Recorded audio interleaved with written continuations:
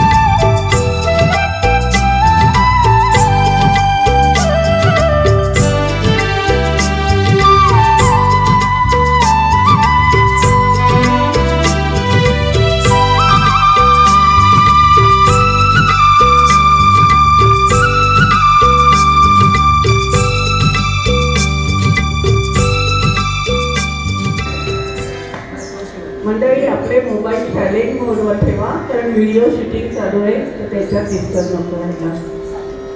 वक्रतुंड महाकाय सूर्यकोटि समप्रभ निर्विघ्नं कुरु मे देव सर्वकार्येषु सर्वदा.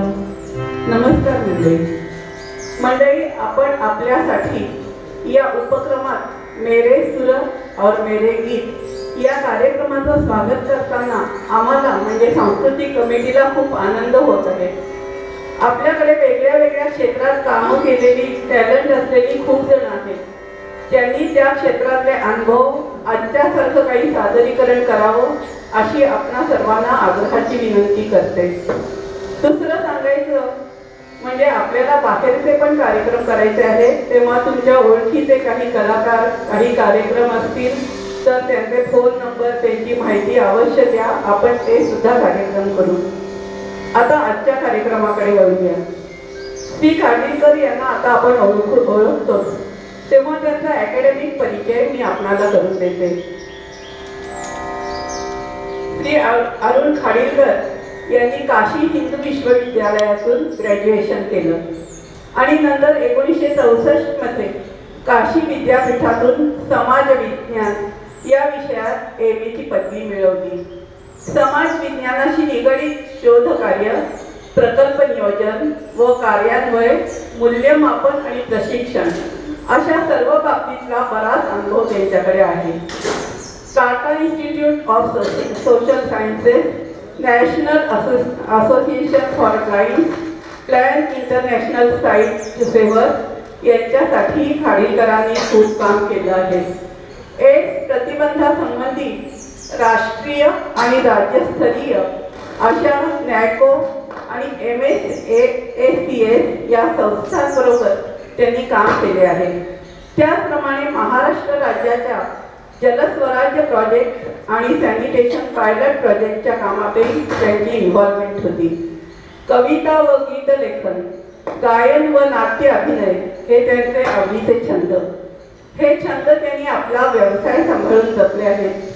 तर असं हे चतुरस्र व्यक्तिमत्व आहे. त्यातला एक पैलू आज आपण अनुभवणार आहोत. खाडीलकर आपल्या सहकलाकार श्री विकास भावे व रोहन जाधवांचा परिचय स्वतः करून देणार आहोत.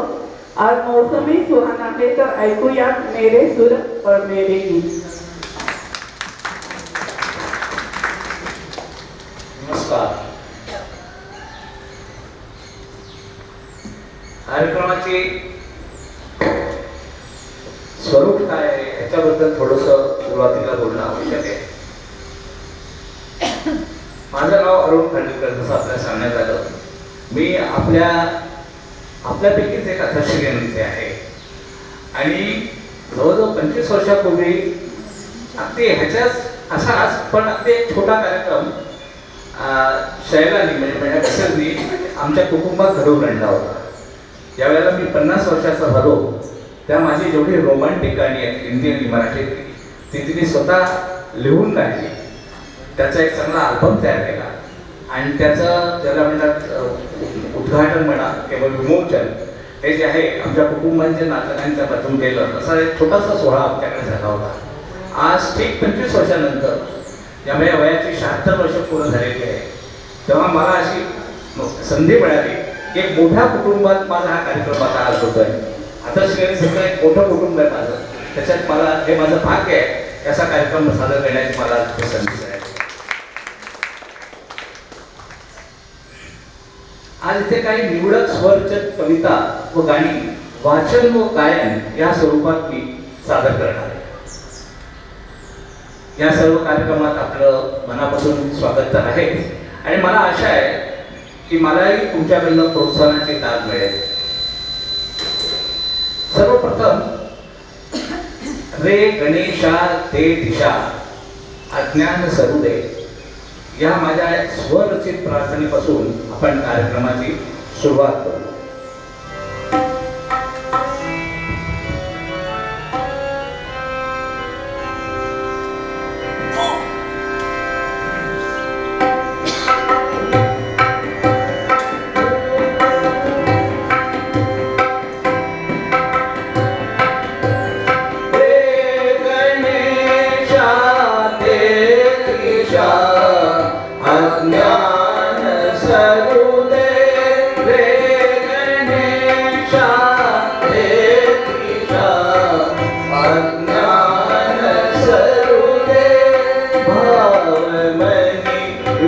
विश्वात्मकी मंगल घडू दे भावमनी विश्वात्मकी मंगल घडू दे रे गणेशा दे दिशा अज्ञान सरू दे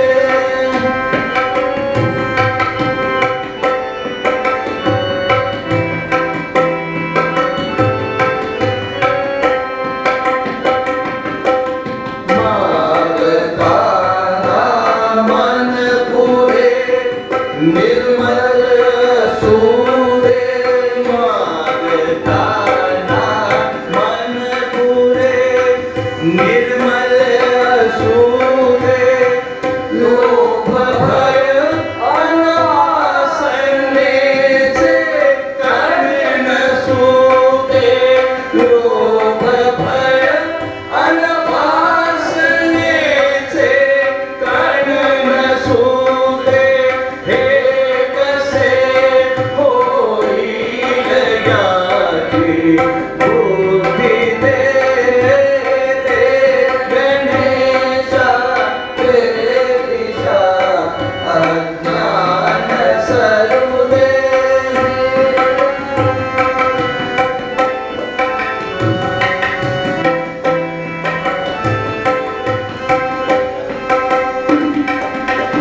हात जोडून उभा मी सांगण्याला हात जोडून उभा मी सांगण्याला तूच माझ्या चित्ती राहावयाला तूच माझ्या चित्ती राहावयाला मग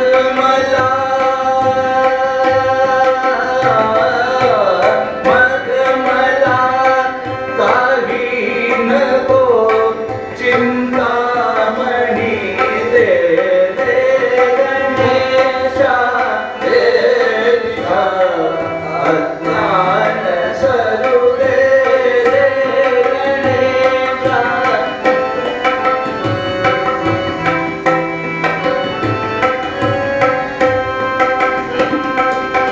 मी तुझी रेखाटली चित्रे किती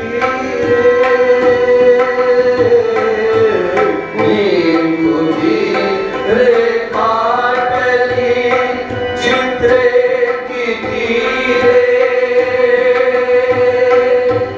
मी कसा दिसतो मला कळलेच नाही मी कसा दिसतो मला कळलेच नाही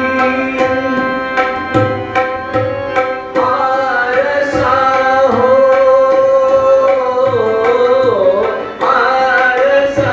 हो मोठी मज माझी दिसू दे रे गणेशा दे दिशा अज्ञान सरू दे रे गणेशा रे गणेशा रे गणेशा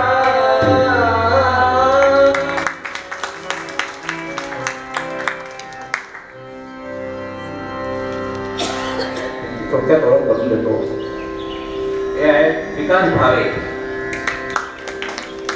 खरे तर हे वाराणसीतले माझे मित्र विलास भावे यांचे चिरंजीव आहेत पण मी वाराणसी फार अगोदरच्या काळात सोडल्यामुळे यांची माझी तिथे कधीच भेट झालेली कदाचित त्यांचा जन्म झाला असेल किंवा फार लहान असतील ते इथे आल्यावर आमची ओळख झाली पुण्यामध्ये आणि कोणीतरी मला सुचवलं की तुला कोणीतरी सरकारी हवा आहे गाण्याकरता या कार्यक्रमाकरता तो विकास तिथे आहे बघ तो काय करतोय कारण तो संगीताच्या क्षेत्रात काम करतोय आणि मला हे कळलं की संगीताच्या नुसतं काम करत नाही तो प्रोफेशनल संगीताचा हे आहे यांनी सगळं फॉर्मल शिक्षण संगीतात मिळवलेलं आहे तबल्यात विशारद आहे आणि एम ए झालेलं आहे आणि इथे Delhi school Delhi school central public स्कूलमध्ये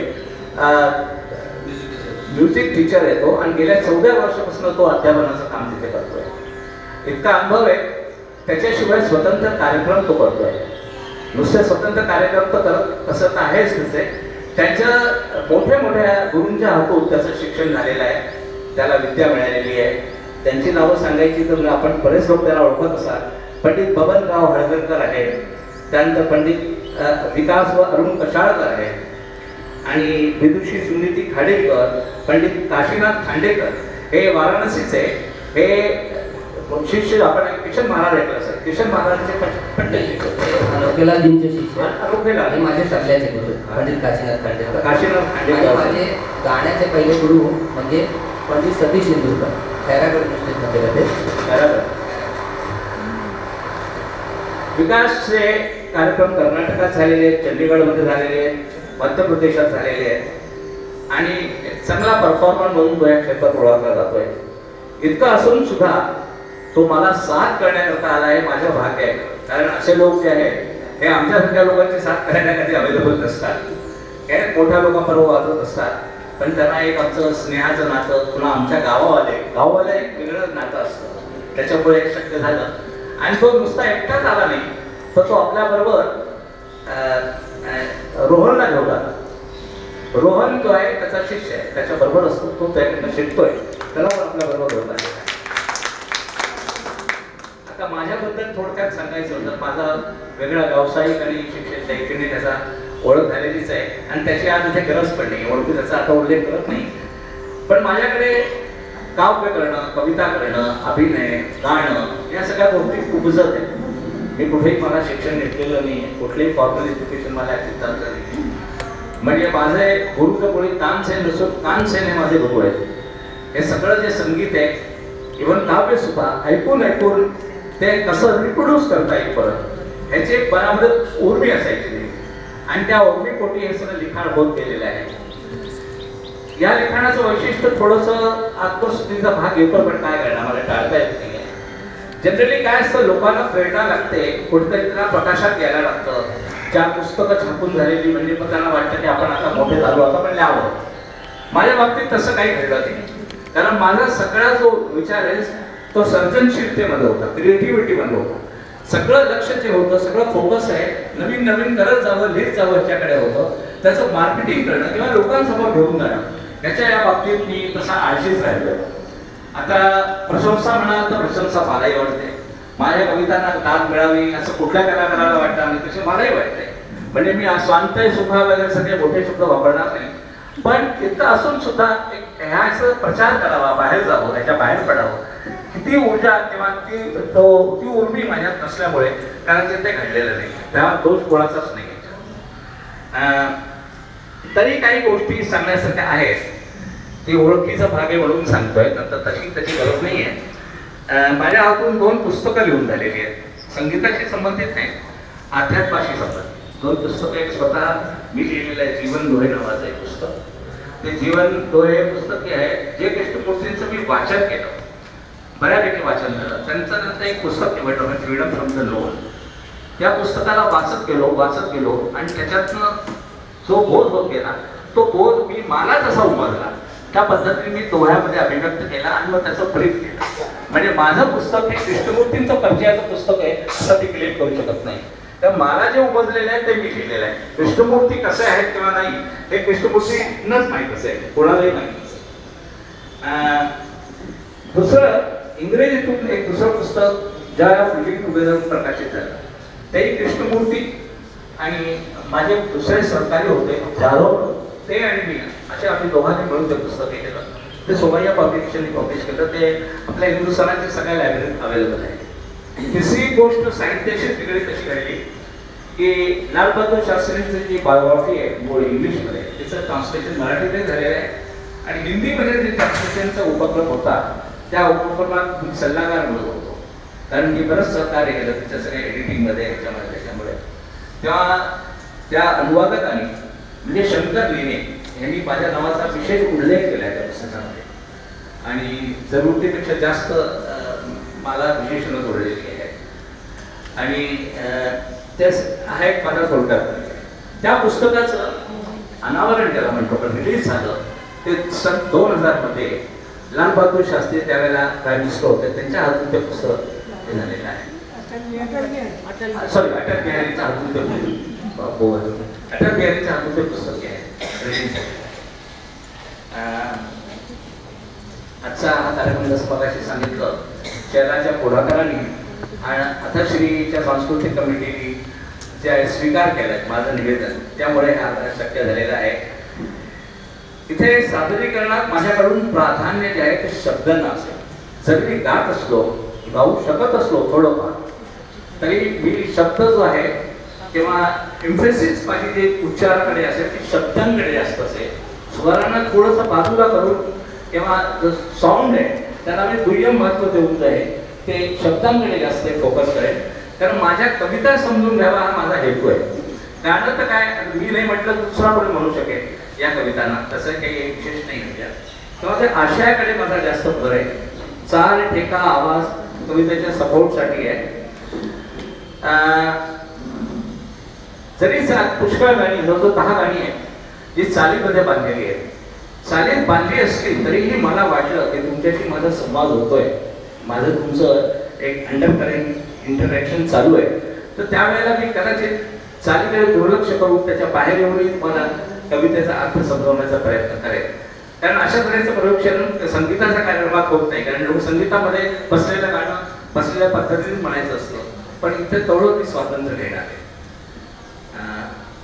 आता सुरुवात कुठून करावी हा मला मोठा प्रश्न होता. कारण माझ्याकडे व्हेरायटी आहे.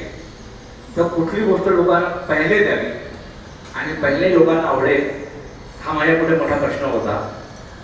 आता सांगायचं तर पुष्कळ प्रकारचं कौटुंबिक जेवढे आपले सोहळे असतात त्यांच्यावरती माझी गाणी आहेत.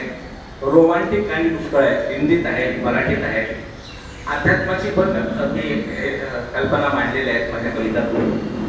शृंगार आहे, लावणी आहे, हे सगळं आहे. राजकीय परिस्थितीचंही वर्णन आहे. पण मला वाटतं राजकीय परिस्थितीचं वर्णन पुढे काही आपल्याला जास्त करायचं नाहीये. म्हणून सुरुवातीला माझी एक कविता मी पेश करतो.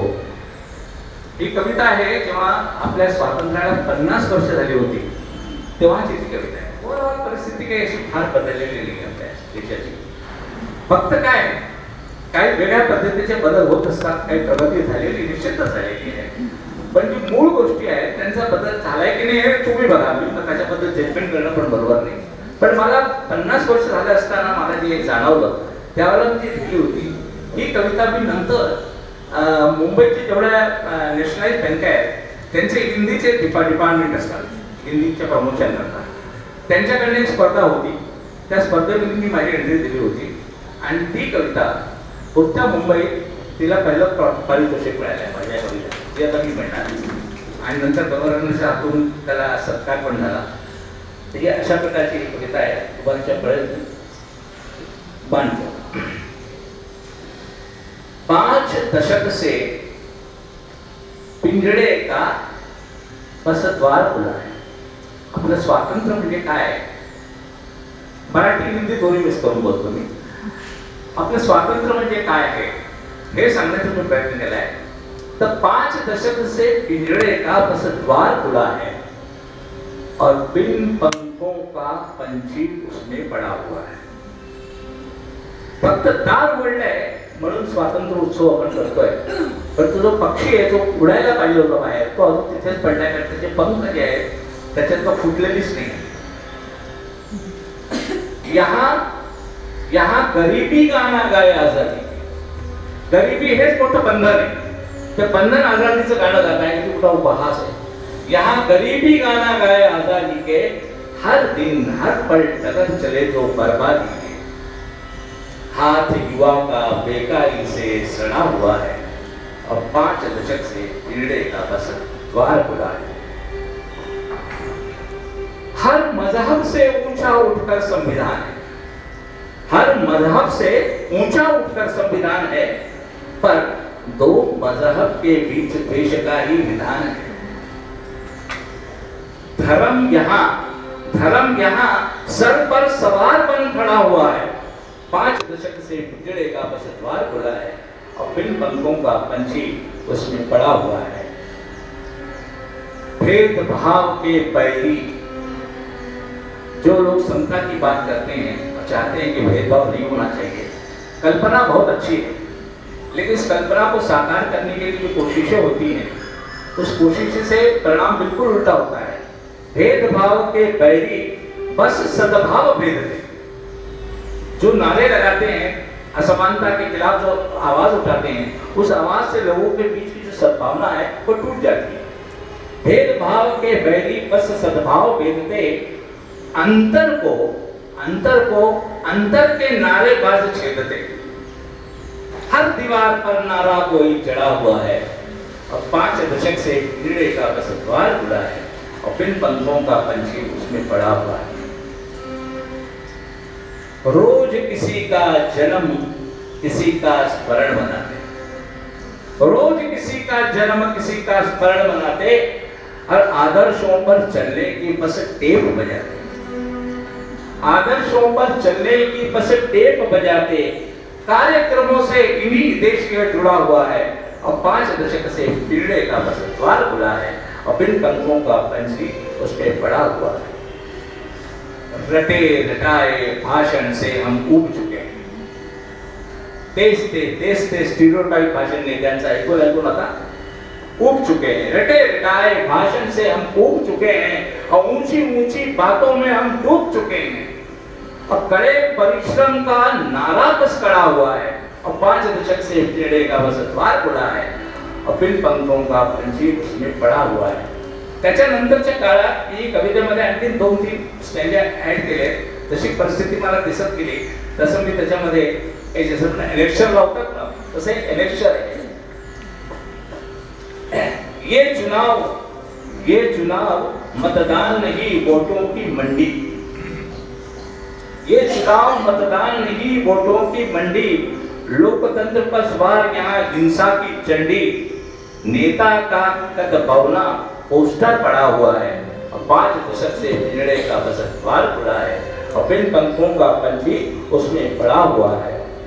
राजनीति की शोभा बनते ये घोटाले, राजनीति की शोभा बनते ये घोटाले।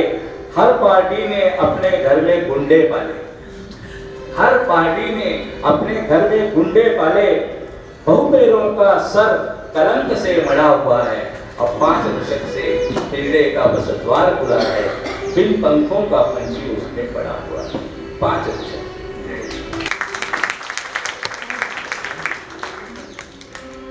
आता माणसाच्या वागण्यामध्ये दुटप्पीपणा आहे आणि तो आजपासून नाही, सर्व काळापासून तो चाललेला आहे, अजूनही आहे। म्हणजे आजचा माणूस वाईट आहे, पूर्वी चांगला होता वगैरे अशा प्रकारची तुलना मी करत नाही आहे। माणूस म्हटला की या 2 गोष्टी येत आहेत, त्याच्या वागण्यात फार विरोधाभास आहे। बोलतोय आणि करतोय हे कुठल्याही एका व्यक्तीबद्दल एका कुठल्या ग्रुपबद्दल मी बोलत नसतो, संपूर्ण मानव जातीतला जो मनुष्य आहे त्याच्याबद्दल मी बोलतोय आणि ते आपल्या देशातला नाही तर सगळीकडे आहे, हे चित्र सगळीकडे आहे। अशी कशी ही रीत जगाची, प्रश्न आहे की अशी कशी ही रीत जगाची। जग म्हणते तू प्रेम करावे, असं कुठलं कोणी सांगत नाही की प्रेम करू नका। जग म्हणते तू प्रेम करावे, हृदयातून सद्भाव धरावे। याच जगाने रणभूमीवर शत्रुवधाचे गौरव गावे। आता वास्तविक ही कल्पना सुद्धा आपल्याला सहन आपण इतके कंडिशन झालोय की शत्रुवधाला वध म्हणणं हे आपल्याला आता मान्य होणार नाही। त्याच जगाने रणभूमीवर शत्रुवधाचे गौरव गावे। सोयीच्या प्रेमावर जडली अशी कशी ही रीत जगाची, अशी कशी ही रीत जगाची। घर माझे सोन्याचे व्हावे, घर माझे सोन्याचे व्हावे, शेजाऱ्याचे तसेच राहावे। घर माझे सोन्याचे राहावे, शेजाऱ्याचे तसेच राहावे। कशामुळे तर मनी महत्वाची आकांक्षा, मनी महत्वाची आकांक्षा तिथेच कौतुक जगात व्हावे। जिथे महत्वाला पाचारण तिथेच समता रीत जगाची, अशी कशी ही रीत जगाची। विचार आपले श्रद्धा आपली बाल मनावर लिंपून घेणे, आपण काय करतो, मुलाच्या मनावरती आपले जे विचार आहेत, आपले जे बायसेस आणि प्रिजुडिसेस आहेत, आपले जे समज आहेत, ते सगळे इंडल्केट करतो त्या मुलाच्या माइंडमध्ये आपण न कळत करतो. आणि हे काही करतो म्हणजे वाईट करतो सगळं या दिवशी फॅक्ट म्हणून फॅक्ट म्हणून मी गोष्ट करतोय. हे करू नये, हे करावं, हे वाईट आहे वगैरे हे कुठलेही म्हणले आपण मी आता करत नाही. तर विचार उपले श्रद्धा आपली बाल मनावर लिंपून घेणे, स्वतंत्र चिंतन विवेक बुद्धी सतत असावी शिकवण देणे. त्याच मुलाला आपण सांगतो की तुझा विचार स्वतंत्र पाहिजे, आपणच त्याला परतंत्र केलेलं असतं. हाताला स्वातंत्र्य इथे, प्रत्येक हाताला स्वातंत्र्य आहे, हाताला स्वातंत्र्य इथे, पण डोळ्यावरती गीत जगाची. अशी कशी गीत जगाची, अशी कशी.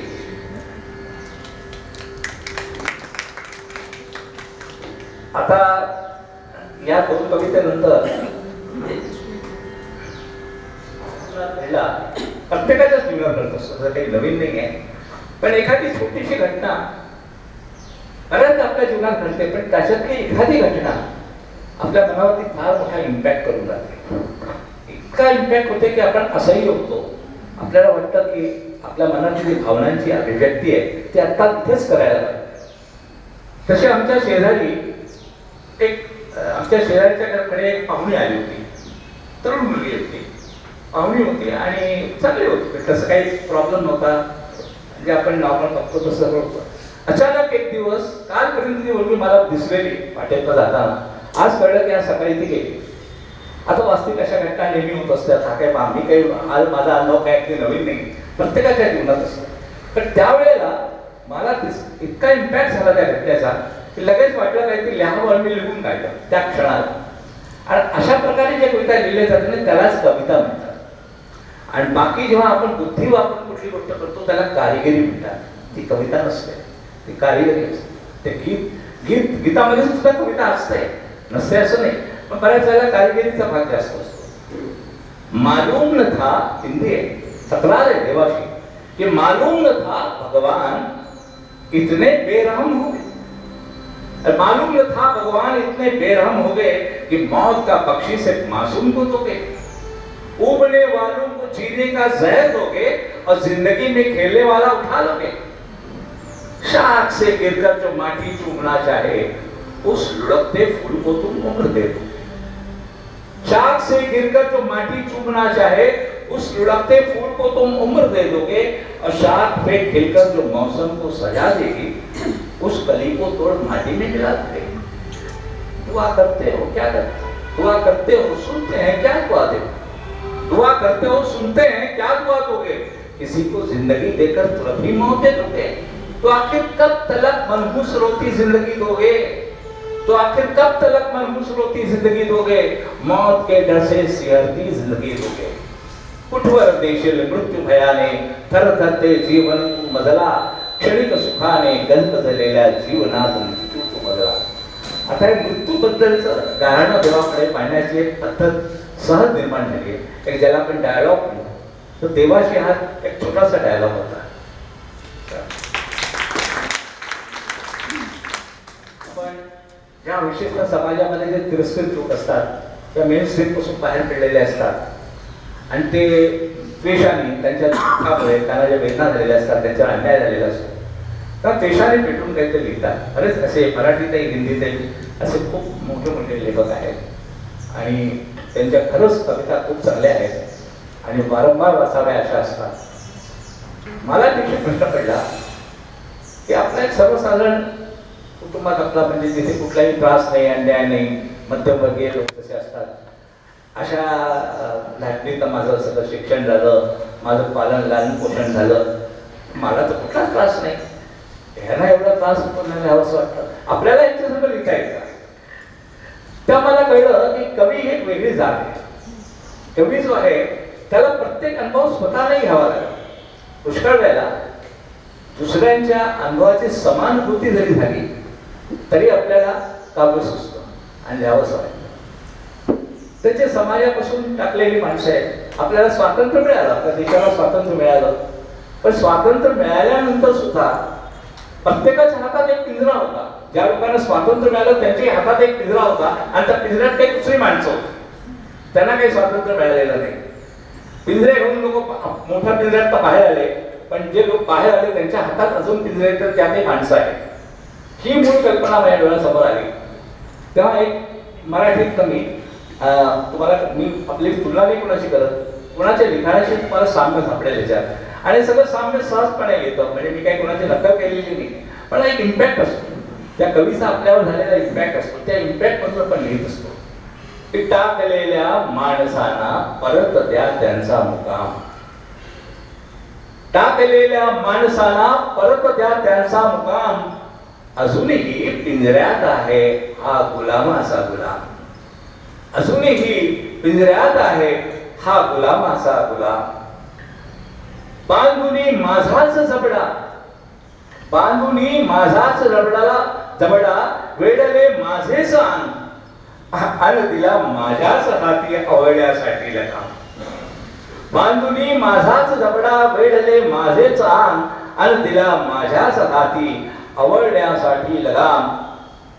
आहुती आहुती या कातड्यांची आणि यज्ञ त्यांच्या मंडपी. आहुती या कातड्यांची आणि यज्ञ त्यांच्या मंडपी.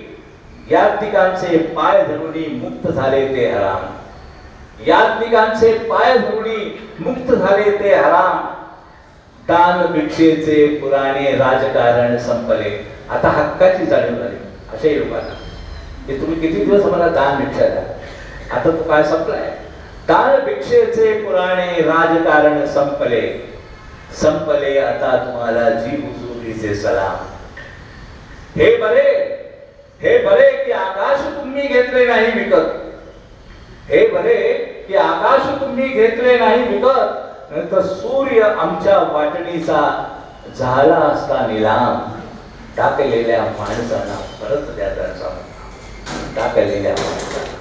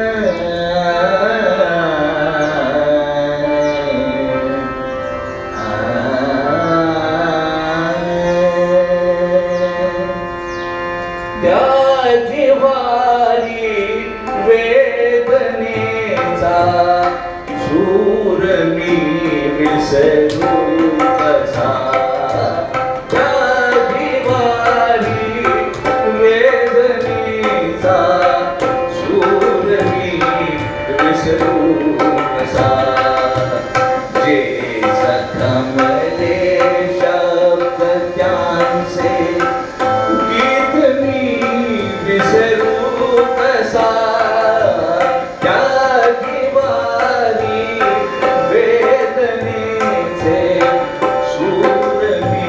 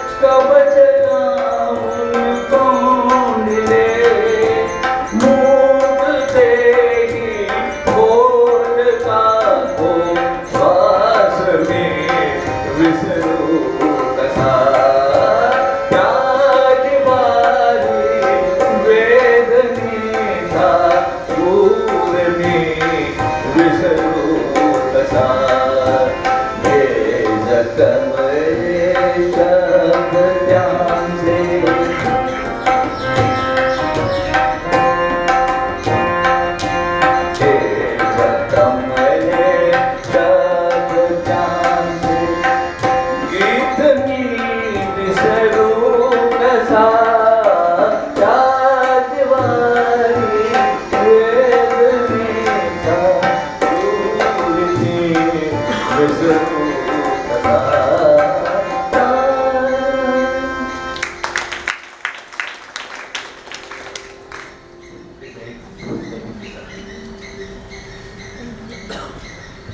हे आता एक हिंदी गीत मी आपल्या समोर पेश करणार.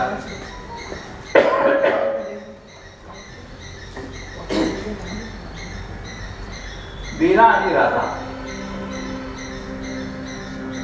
यांची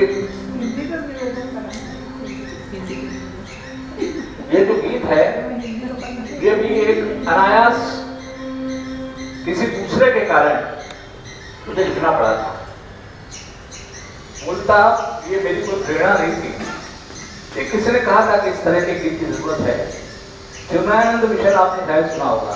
उनको पहले करना था. पहले के लिए उनकी मेन थी मेन थी कि राधा और मीरा के प्रेम में क्या फर्क क्या अंतर है. केवल इतनी मुझे आइडिया दी कि इसी पर आप कुछ लिखिए. तो मैंने सोचा, मैं वहां से निकला, मैं थाना में गया. थाना में उनका ऑफिस है चिन्मयानंद में. और कभी कभी क्या कहते हैं मूड ऐसा बन जाता है और आदमी विचारों में सही विचारों में इस तरह हो जाता है. शब्द आते जाते हैं, लय बनती जाती है और कविता हो जाती है. इस तरह की कविता मेरी आपने पहले लिखी हुई थी क्या? हमने कहा नहीं, आपके यहाँ से जाने के बाद मैंने लिखी.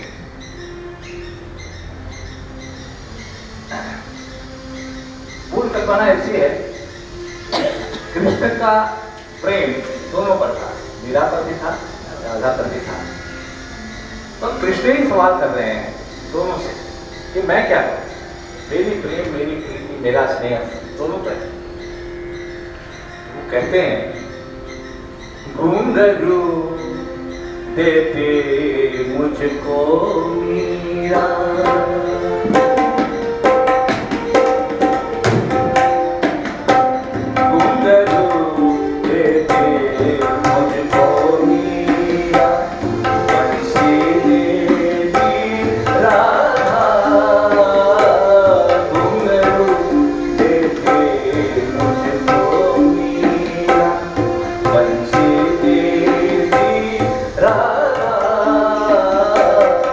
मैं दिल में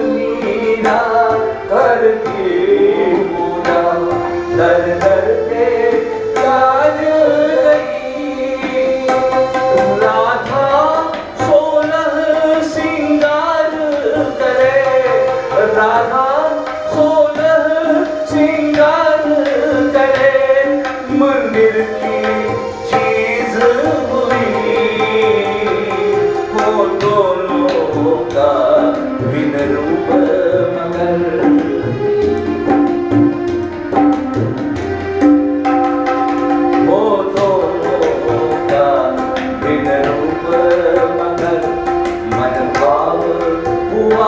सादा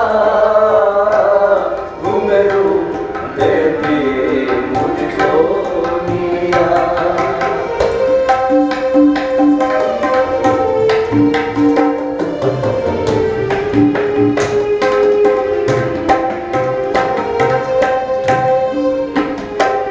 राधा मीरा दिल की पीड़ा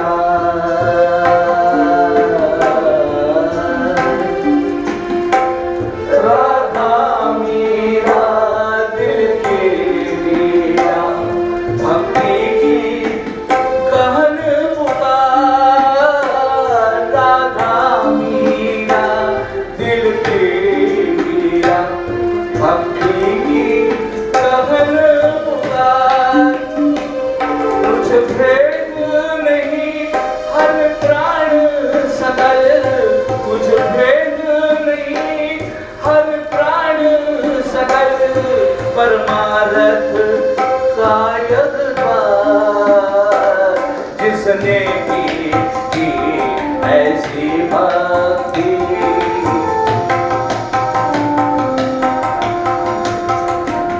जिसने की ऐसी भक्ति परमात्मा को साधा घुंघरू देती मुझको राधा मैं दिल देता पूरा पूरा मैं दिल देता पूरा पूरा कैसे बांटूं आधा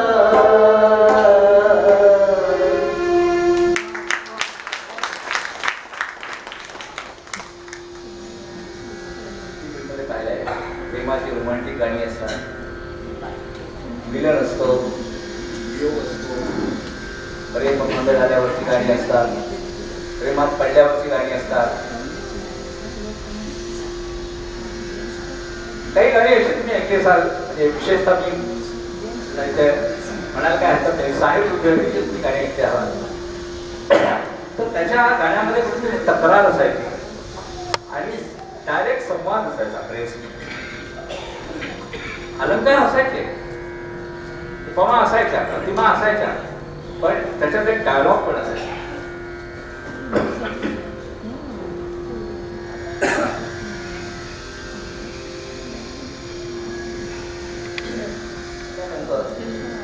मुलांनी मुलींच्या का मुलींनी मुलांनी असं वाटत असतं की आपल्याला स्वर्ग प्राप्त झालेला आहे स्वर्गात बसलेले असतात ते असतात आणि जेव्हा ज्याला आपण वियोग म्हणतो विछडन म्हणतात त्यावेळेला दोघांना वाईट वाटत असतं पण कुणीतरी त्यातला केवळसळ होऊन म्हणतं की जो मला त्रास झाला तो तुला नाही झाला जितकं दुःख मला झालं तितकं तेच दुःख तुझ्या चेहऱ्यावर दिसलं नाही अशा प्रकारची तक्रार माझ्याकडे एका मुलीची आली होती तर तिला मी उत्तर दिले हिंदी मध्ये बिछड़ने की घड़ी पाकर तुम्हें ही रोना आता है बिछड़ने की घड़ी पाकर तुम्हें ही रोना आता है हमारे दिल ने भी दर्द का एहसास जाना है हमारे दिल ने भी दर्द का एहसास जाना है शिकायत है अगर तुझको हमें रोना नहीं आया तो मतलब तुझको मेरे दिल की गहराई को पाना है तो मतलब तुझको मेरे दिल की गहराई को पाना है मैं जानता हूं कि तुमने अश्कों को दबाया था मैं जानता हूं कि तुमने अश्कों को दबाया था और लबों पर मुस्कुराहट की लकीरें ही बनाई थी और तुम्हारे दिल में जो उभरी हुई थी सख्त बेचैनी छुपाओ लाख भी तेरे चेहरे से पर समाई थी बेचारा दिल मोहब्बत की बेचारा दिल मोहब्बत की बड़ी उलझन संभाले था कि तेरी उलझनों को देखकर